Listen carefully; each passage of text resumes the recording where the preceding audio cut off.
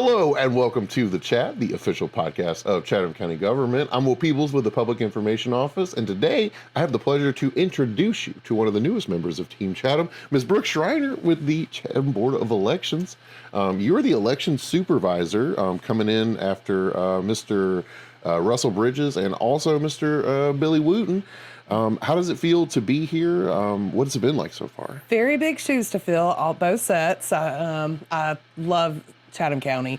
I kind of feel like I have family here, so I've always frequently here. The staff is amazing. Everybody has made me feel welcomed. I had my first board meeting, and the public made me feel welcome. So I'm excited to get started. Yeah, it's a pretty busy elections office from my experience with it. We were talking earlier. I used to work at Savannah Morning News, covered elections. When that time of year came around, which is most of the year, actually, Yes. it's something a lot of people don't know. It's not just November. It's a busy time. So I guess, how are you adjusting? And more importantly, where'd you come from? What did you do before this? Okay, so I have actually been in elections for 15 years, a director or supervisor role for 5 years. I've originated from Henry County, which is the same size as Chatham. Did that for almost 11 years. Well, then I branched on and decided to take the director role in Butts County, which is very much smaller, but it gave me much more tasks than prepare myself for coming here. Yeah, for sure. So I don't know, how'd you get into elections? It's a fun field to be in. It's a funny story. So my original director was friends with my dad, and they were hanging out at a restaurant, and she needed an assistant. I needed insurance. I had 2 small kids, married and everything, and his job didn't have insurance. And so I put the application in, and I wasn't really into politics at all. But once I got into voter registration and elections, because both of those counties they have combined boards, I just loved it. I love the machines of it, showing everybody how it works and showing them that there is processes and checks and balances, and really sticking my name out there for what we do. Yeah, no, it's interesting because it touches everything elections does, because obviously we have local, state, and federal elections, but from your office, no matter what county you're in, Chatham, Butts, Henry, wherever, you're going to interact with people at the state level, because you got to talk to the Secretary of State's office, and you're going to have to deal with the national level at some point too, because all elections are local. Absolutely. And I'm honored to be part of our association, which is called Gavrio. There I am the vendor chair. I'm also on the legislation committee and the nominating committee. So we're always talking to legislators. I'm really good friends with my delegates from Butts County and continued with Henry County. And I can't wait to work with this local delegation, especially with all the stuff that's going on through legislation with election bills. Yeah, sure. It's something everybody should be following pretty closely. Yes. But yeah, I guess, how do you approach coming into a new elections office like this? You've done it for a long time. You kind of know the arena and stuff, but Chatham's a little bit different, like where you're specifically elections. I think we're the last county in the state to still have a separate board of registrars. We are. So that's like a whole team that you don't work with on a day-to-day basis that you have to coordinate with to get everything going. How's that? They work in tandem. So good thing is I have a pretty good relationship with Sabrina through the years and with the Gavrio. So working with her, awesome. She is. She's such a sweetheart and everything, very knowledgeable. And she's, shout out Sabrina. Yes, and she's been a lifeline with me coming down here. But the staff, I've just basically had one-on-ones with my staff. What are their expectations? What do they want to do? Let's try it. And so we'll have an elections meeting coming up to see how they do things, gearing up before elections, all the way to training, all the way to election day to election night, and then coming up with some plans if we need to change, adjust anything. Gotcha.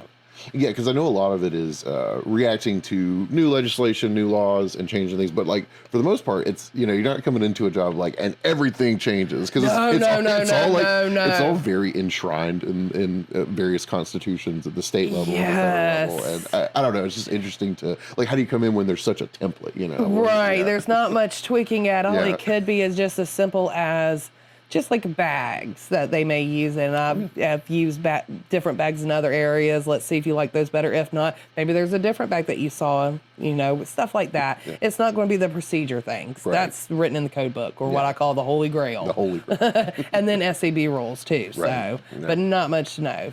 I'm just observing this year and then putting my input as needed. Gotcha. So, I guess, sorry, I've been getting into the nitty-gritty details of it all. What is, on a broad level, what does an election supervisor do? What do you do in your job on a day-to-day basis? On a day-to-day basis, I tend with my board, and keeping them updated with any kind of issues, doing the monthly board meetings, which is the second Monday of every month.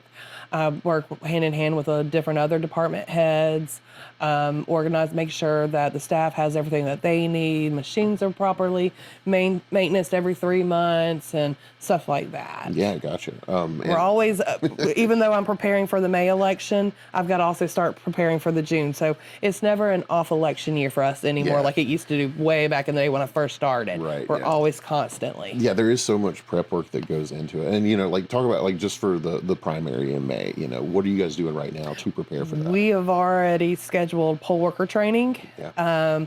We're getting the machines ready for maintenance. Qualifying starts in the first week of March, so we're getting all the paperwork and together and training the local parties who will do qualifying as well as our office. And then we've already set up the whole ballots in the state system, and so. Yes. Yeah, there's a lot to do. Yes, it's constantly go. Yeah, it's funny because, the perception is, it's when an election happens, you just go and it's there. But there's so much work behind that. Behind the scenes. It's months of preparations and everything, even with the registrars and all that. And we have to work hand to hand to make sure the streets are the correct, the combos, which gives you your ballot style, is correct. So it takes about 6 months to plan one election. That's wild. Yes. That's wild. And then at any time somebody might drop out, and then we've got to be prepared for that. Run it all back So, again. that's what we're on pins and needles to see who starts dropping out before qualifying. Yeah. Because a lot of people locally are going to be moving up to bigger seats. So, what makes you want to keep doing this? What makes you stay in the job? the love of showing people the processes, and the naysayers and they come to me with all these conspiracy theories, and I lay it all out there and say, look, this is it. And then knowing at the end of the night, it doesn't matter who wins or loses, I did my job and my staff did their job correctly, is what I love. Oh, that's awesome. And working with all the different counties too. We're all like a big family. We really are. I have them on the north side of Georgia, just in the central Atlanta area, all the way to South Georgia, and we're always texting. And so, yeah. That's awesome. You tell you take a lot of pride in it. Yes. That's really cool. And also, you're wearing an American flag shirt today. You will definitely see me in patriotic gear during election time. It is the most patriotic thing to do, in my opinion. Yes. Tell me about poll workers. How do you volunteer to be a poll worker here in Chatham County? Are you guys still looking for them for the May election? How does that work? We are always looking for them. We're always taking applications. They can come by the office, and they can actually talk to Gavin or Tiara. They are the head of the poll workers. So we are definitely still looking for May, and then also November. November, we're going to need a lot more than we are in May, so constantly looking for them. Gotcha. And if you're watching this podcast, how do they reach out to y'all to get that process You started? can come by our office at 1117 Eisenhower Drive. We're in the back of the building. Just come in and see, or you can call our office. They'll both be willing to talk to y'all and give you more information. I like that 1117 Eisenhower. 1117. I've always been like 1117 Eisenhower. I'm learning. Well, Brooke, thank you so much for coming on to the podcast, and thank you so much for just your enthusiasm. You seem really excited about the job, and I personally very much appreciate that. You have to in the election. Yes. Is there anything else you'd like to share with folks? Basically, my door is open. Come if you have a question about a process. Come to my office. I will sit down and show you this is how it's done. This is the code section. There's nothing that is sacred or hidden in the elections world. It's all transparent. Gotcha. Well, thank you for coming on and being so transparent. We Yes. appreciate that. And if you would like to learn more about that, you can go to elections.chathamcounty.org. Yes, or you can also keep up on our Facebook page. I'm currently in the middle of revamping it. Oh, nice. And we're also going to be bringing out a monthly newsletter that will be posted on our Facebook, on our website, and in our office. And we will be sure to link all of those places in the description of this video, wherever you're watching it, or if you're listening to it, it'll be in the description of the podcast. But thank you so much for joining us on another week of The Chat. We appreciate you coming on, and y'all have a good week.